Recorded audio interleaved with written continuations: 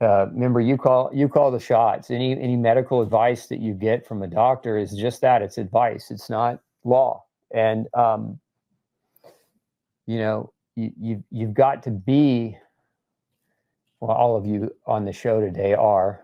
You've got to educate yourself. You've got to be your best advocate for yourself. You can't just trust, uh, what's being said as kind of law, and then end up hurting yourself. Always ask the doctor for something called informed consent, meaning when they make a recommendation for a product or drug, or they make a recommendation for surgery, say, I would like to schedule an appointment so that we can we can get clarity around informed consent.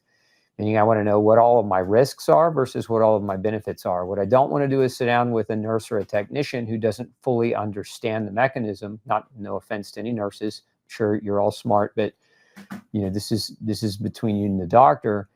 And get good quality knowledge on risk versus benefit. And before you go into that meeting, go online and do some of your own homework. Look up whatever it is, the procedure or the medication, and look at as much data as you can so that you can go into that appointment prepared.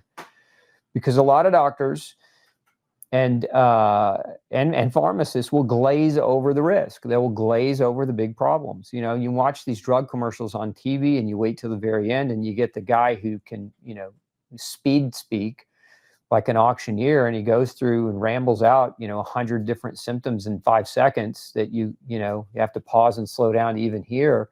And a lot of times one of the symptoms is death. And, if you don't have informed consent, and what you're doing is you're outsourcing your health to someone else. You're saying this other person cares more about me than I do, and I'm just going to trust what they have to say. And look, we should have some trust with our doctors, but I think we can all agree that's been kind of ruined over the last 5 years